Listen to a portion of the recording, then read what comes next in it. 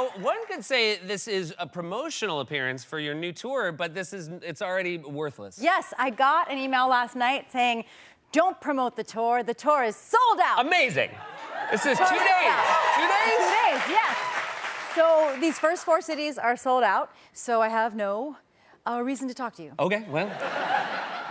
And this is always, you've made it very clear from the day we met, all our conversations had to be quid pro quo. Yes, yeah. But this is so exciting. Obviously, you and Amy have known each other for 30 years. Yeah. It seems, it's hard not to think of Steve and Marty, Steve Martin and Marty Short, who go out and do a show like this. Did you talk to them about it? I mean, obviously, Steve Martin and Martin Short were kind of the inspiration for this because they do these live shows because they just love hanging out with each other. And so we thought maybe, we could do something like that. And the older that we get, the more Marty looks like me. Yeah. So I was like, yeah, we could do this. Yeah. And I did actually, they're so lovely, those guys. And I did hear from them, I did a lovely email from Steve Martin, said about the announcement, said, we're so excited for you. And if you want to help promote the show, you could say, this tour will be just like Steve and Marty's tour, but without the old man smell. Which I thought that was so nice. Very, very good. I do think we will have a fair amount of old man smell. And have you heard from Marty? And well, Marty, of course, had to chime in on the chain and said, so excited, I can't wait to see which one of you will turn out to be the Steve of the duo and which one will entertain the audience. Perfect. Perfect Marty joke. Perfect, right. I will say Restless Leg Tour, an excellent title. Polar. Polar came up with it? Yes. Did you bandy about a bunch of names? We had a long list of names. My friend Janine Brito said we should call it like 90s, 2000s, and today, like a contemporary radio station. But we had, all kinds of different things. But then Amy just one day just said, what about Restless Leg Tour? And it didn't make literal sense, but it makes emotional sense. It does. And that's what we're about. It's very exciting. I've talked at length about the fact that now, my goodness, I probably saw you guys on stage 25 years ago in Chicago in a tiny little stage. Yeah. And now you're going to be on these big stages. You have to obviously figure out what you're going to do. You have nothing but stories. Yeah, we have stories to tell, and we answer questions and stuff. And, I do think Amy and I have skills that we haven't shown people yet. Oh, interesting. Amy is really good at guessing what pills people are on. She's really good at that. Right? You know that. I didn't even know people were on pills until I met Polar. Polar will tell you, everyone is on pills. Yeah. Wally, you've probably seen her do it, yeah. And I'm not gonna brag, but I'm also pretty good at wall sits. Wall sits? So that might be a big part of the night, just me doing wall sits. Wall sits being the exercise where you put your back against the wall. It's like a quad exercise. Yeah. Gotcha. So yeah, I feel like that's an hour right there. Yeah. I mean, it is very funny to think of one of those old sort of what is those mentalist shows where someone tells a lady what's in her purse, but it's just Amy guessing the pills. Oh, yes. Oh my God, yes, we should do it to the audience. And you go in the audience and you just and I touch it, I look at everyone's pills. Yeah. We have a camera that sees everyone's pills before they come in. Yeah, you say it's a metal detector, but it's just a pill machine. Should we have called it We Know You're on Pills? Yeah. This is also very exciting. You obviously have this going on, which is very exciting. You also have Mean Girls was a movie. Then Mean Girls was a musical on Broadway. Yes. And now Mean Girls, a musical, is going to be a movie again. Yes. Full circle. Full circle. Yep. And you're starting soon. And we're starting March 6th. We have an amazing cast. I'm super excited about this cast. Renee Rapp from Sex Lives of College Girls and pop star, and it's going to play Regina George. That's great. And Gowrie Rice, who you may know from Mayor of Easttown. Oh, senior fantastic, year. Yeah. She's going to play Katie. Jaquel Spivey, who was on Strange Loop in Broadway, Tony nominee, is playing Damien. Oh, Ali Cravallo. It's just an incredible cast. And also, don't sell yourself short. And also, me and Tim Meadows are going to be there. Well, I do want to give you credit. You and Tim had parts in the original film that you couldn't age out of, whereas age out. Teachers work forever. I do want it to be I want it to be like when Gilligan from Gilligan's Island was at a trade show, and you'd be like, oh, he looks so old in his little hat. It's gonna be that. That's your goal. That's my goal. And do you have to adjust the Broadway songs to the film? Yes, the songs are sounding. It's really more kind of pop, and it's a fascinating process actually, because you in Broadway everything has to play to the back of the house, and then movies you can kind of come back in and things can play really intimately, and it's We have a very cool directing team, very cool choreographer. It's going to be. Wow. Yeah, it's gonna be good. You do not do that many clicks when you're lying. So it's crazy. Yesterday, David Chase was on the show, Yeah. and we were talking about how it was 25 years since The Sopranos came out. That seemed right to me. 20 years since Mean Girls seems crazy that it's been 20 years. Crazy because David Chase and I were together at that time. You were dating. Yeah, no. Yeah, it's 20 years. One of the actresses in the movie, a beautiful actress named Avantika, plays Karen in the movie. She was not born when the movie came out. Oh boy, those are the tough ones. Yeah. When they haven't been born yet. But it was very cool. At the premiere, Lindsay Lohan showed up, which is so exciting and cool. So great to see her. She looks gorgeous. It was so wonderful of her to come and bless the movie. It was a nice blessing, and I'm sure people are just so thrilled to see her. Yes. We also have photos because, again, you went to the premiere of your movie. This is you 20 years ago. Okay. At the premiere of the film Mean Girls. Sure. And here you are now, 20 years ago, and let me just say, Amazing. it's like you look so much less clumsy. I mean, what? First of all, I missed the buckle fat, right? That was in my face. And also, like, clearly could not walk in heels, even for one hot second. Yeah. Like, am I falling? No, it's really. This is when you definitely Ryder came first. Ryder came first. I thought I was doing, like, a full runway quality walk in that moment. Look at my, like, chunky 90s highlights. That's the way you 2004 walk in an attic. And this lady looks like graceful. a scary lady from a soap opera whose like family have taken over the hospital and are going to turn it into a nightclub.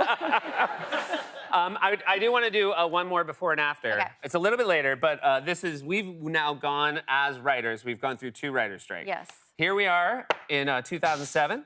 Look at those 2. What's going on? And that's like it was like we found out that morning about the strike. We're like, what? And then here we are. Look at us. We're out on the road still on again. strike. Yeah. I'm Freddie. You know this. You know our producer at this show, Mike Shoemaker. Yep. He's still mad at me for that hat. Yeah, I mean, I get it. I mean, I think this picture ended up in the New York Times or something, right? Wow. So much happening. Yeah. I wish, put them side by side, like, I wish I want so badly to use the phrase glow up, but I don't think we got there. Yeah, no. I don't think we look like we have any more money now. Or we learned any lessons. It's like, remember that photo of us that everybody saw? You know what, if this ever happens again, dress up and smile. We didn't do it. One of the things you had to do with the script, I'm assuming, 20 years later, is update the slang. Yes and no. I mean, yeah, so the slang in the movie, I sort of, when the research I did the first time around with Mean Girls, I talked to a bunch of Long Island teens were my resources. And I remember thinking like, oh, whatever they're telling me is slang now will be gone by the time the movie comes out and I'll look like a fool. So I try to avoid slang. We sort of made up the word fetch, you know. And then my favorite thing is I like to write kids talking like they're, because sometimes I think it's funny when teenagers talk like they're being pulled over by cops. Like, you know, when they'll be like, oh, there were some people there who did have alcohol, but what we felt like, so they mostly talk the way they speak to adults. That's a very good way of looking at it. Yeah. You and I think both because of when our careers started, we've been writing comedy for a long time. Yeah. Are there things you go back and look at ever and are like, oh boy? Oh, only everything. Yeah. Yeah. Like, yeah, what a gift to get to reopen this movie and just like quietly just remove some things. It's like, I kept saying like clean the gums. Yeah. Right? I said there's well, first of all, there's a platform called Peacock. Second of all, on Peacock, there is a channel that's just an SNL channel. Yes. That just shows just random SNL sketches, and they do not seem to be curated in any way. Yeah. It's just like someone had an old Rubbermaid tub, and they're like, shake them out. The Peacock tagline is, we don't know what it's going to be either. So sometimes I like to put this on when we're having dinner as a family, and you get like a great classic Will Ferrell sketch, and then like a weird like Charles Rocket update feature. You just never know what's gonna happen. Yeah. And there'll be something will come on that's just like, 1, not playing, 2, definitely problematic, and my kids will be like, oh wow. And I'm sitting there knowing that I full tilt wrote it. And I'm just like, it's like,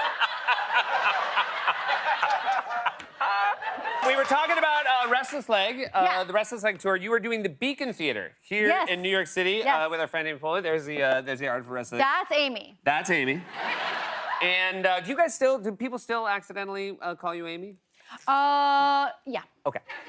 But the Beacon is a beautiful theater here in New York City. You're going to do a lot of shows. You're doing a show on Super Bowl Sunday. Yes, you pointed that out to me, which I thought was so funny. So we're coming to New York. We're sitting down for, I want to say 11 nights. Which is fantastic. Fantastic. We may actually be setting some kind of record for most consecutive nights. That's amazing. Of a comedy tour at the Beacon by 2 white women. Wow. So put That's that. pretty. They're gonna put all that on a plaque. You and Amy, I would imagine, as collaborators, I'm familiar with how well you work together. Yes. But there are still things you vehemently disagree on. Well, there are very few things we disagree on. Because like people, in fact, people often ask us. We do a Q&A sometimes in our show, and a question we always get asked is, "What do you guys fight about? What do you two fight about?" And Right. it's kind of a sexist question, right? Like, what do you guys fight about? And we really don't fight. And there's very few things that we disagree about. And one of them we've discovered is that Amy hates Halloween, and I love Halloween. I'm shocked. Yeah, she's like, she doesn't like the aesthetic I'm of it. shocked you like it. Well, yeah, I like corny mom home goods Halloween. Got it. Like basic bitch Halloween. Okay. Oh, I see. Not Yeah. like you don't want to actually scare anyone. No, I don't want anything scary to happen. I want I have little light up boxes that say a witch lives here with her 2 little monsters. And Amy's like, boo. And so, there have been times where I'll send her stuff that I have in my house and she's like, I hate that. Get it out of your house. So what I thought I could maybe do here is I would like to show you some of the things that I own, and then you tell me if I'm crazy, because she says here's what I got. I have I have 2 or 3, I know it's 3, full-size skeletons. 3 full-size skeletons. I have a fake TV that looks like a 50s TV that when you turn it on, a hand comes through the screen. Yeah. I have, my whole family, I have 3D portraits of every member of my family from the Haunted Mansion in Disney World, which is cool because if you look at it from one side, it's your face, but if you look at it from the other side, it's the face of a person who wasted $200. So she judges me for these things, but I want to show you. Okay. Can we show, is this the first one you want to show? Yeah, okay. So let me tell you, let me take you through these. Okay, Okay. so this is the first thing. This is simple. This is a very simple mug with pumpkins on it that says scary. Yeah. Just know that if my house was on fire and I had to choose between my wedding album and this mug, I would 100% take this mug. Got it. When I saw this mug in Home Goods, I felt must be what Leonardo DiCaprio feels like when he sees a 19-year-old model.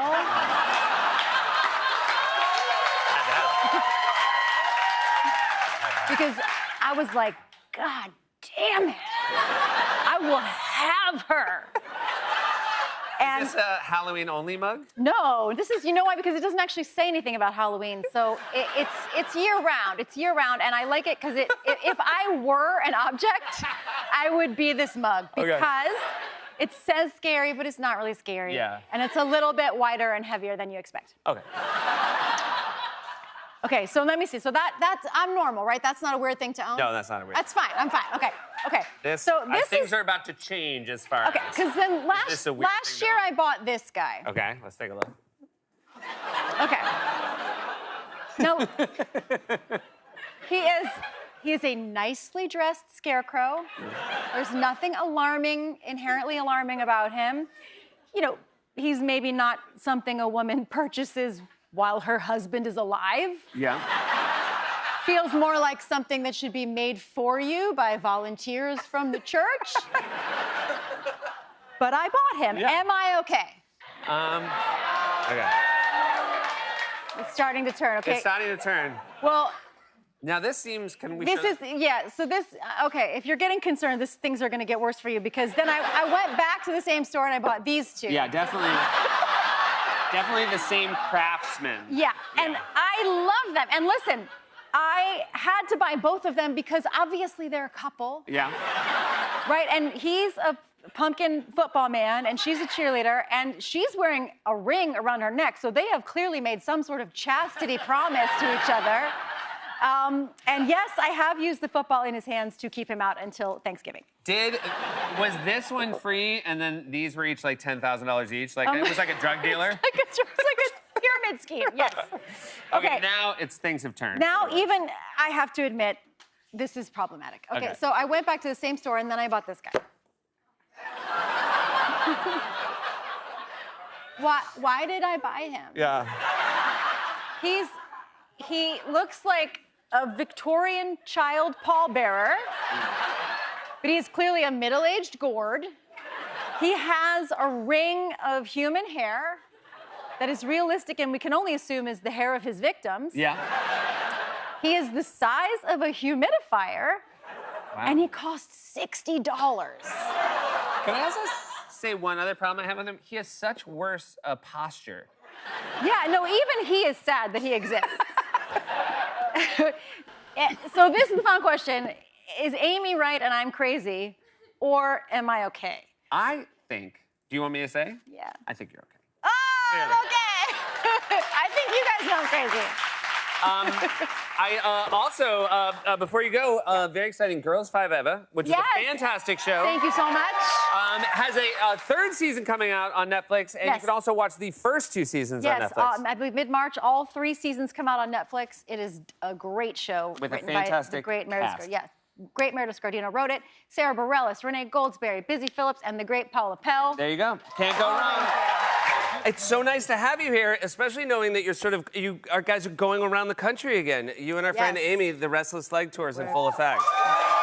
Full effect. We're back on our boat. Texas this weekend. We were in Texas this weekend. We were in Houston and Dallas. Wonderful. How did it go? Or more specifically, Sugarland and Grand Prairie. Oh, right? Very specific. Getting neighborhood specific. Very specific. It went great. It was great.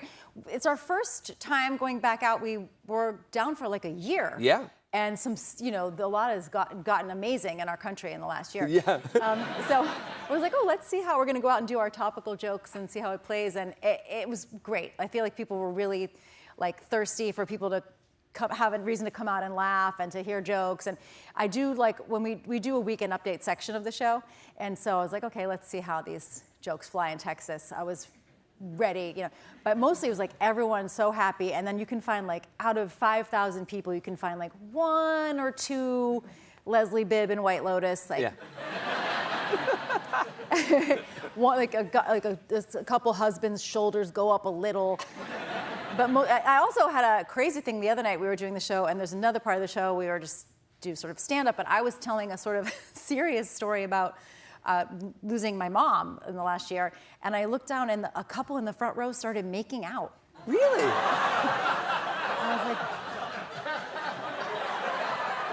I was like, okay, Dallas. Wow. Yeah. Do you think maybe one of them had recently lost a parent and the other one was like, I'm gonna take their mind off it? Maybe. I'm just gonna start hardcore macking with them because I love mac them. down. Yeah. When you see someone sad, you have to mac down on them. Yes. That's what you do. Almost every kiss cam at basketball games is because one of them has recently lost someone. Yes. We saw each other at the SNL 50th. We were at a couple of rewrite tables together. Did you enjoy your SNL 50th? I did. Yeah. Ultimately, I did. I think, like any SNL trajectory, I started off pretty grouchy. Yep. And then it got more and more fun. And as always, the most fun day was the doing of the show and the day of. And then it was super fun. It was the best. You also, you were fantastic over the entirety of it, but you did a very special thing, which is during the Q&A sketch. This was all I cared about. You and Amy wrote it, and you had an incredible joke where Donna, the dresser for SNL, and this show as well. Donna Richards. Donna came up and had one line about who had basically, the best body of anyone. Well, because so Donna dresses the host at SNL since 2009, or I make sometime. Don, we'll put it in post. We'll put the right number out. But Donna, so I knew that the audience was basically everyone who ever hosted. So I thought this is Donna's moment. Everyone in this room loves her. You're so dependent on her. Yes. When you host, she pulls your pants off. She puts your clothes on. I've seen her physically carry Sir Ian McKellen. Yeah. You know, It was running late. She threw him, and somebody else was holding his somebody pants. else caused. So she is beloved, and so we wanted to bring her out. And so we did a bit with her. We asked her, like, you know, Donna, who's your favorite host ever? And the joke was that she, like, too quickly is like, Jason Momoa. Yeah. And I made her rehearse with me so much because I was like, Donna, you got to nail the timing. Yeah. Not too big. And so we rehearsed. Every time I walked by her for like 3 days, we practiced in the hallway, and she crushed. She crushed it. Her timing was impeccable. Yeah. And turns out she has a fan of the joke.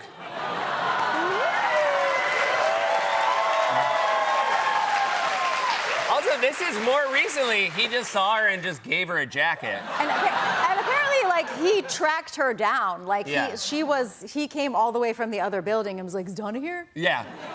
So I want to give her a jacket. By the way, again, Donna had never been on the show before. One line, crushed it. Yes. I would say, like, her and Spade had the two best single lines of the show. Meanwhile, I was on the show for a long time, did Update, was on every episode. You guys gave me a line in the Q&A. I was so nervous about it, I was caught running my line into my hand. At least you knew, like, I don't want people to see my lips moving. Yes. So instead, it's just like, it's like I'm whispering to myself, like, oh my God, I think that's Keith Richards.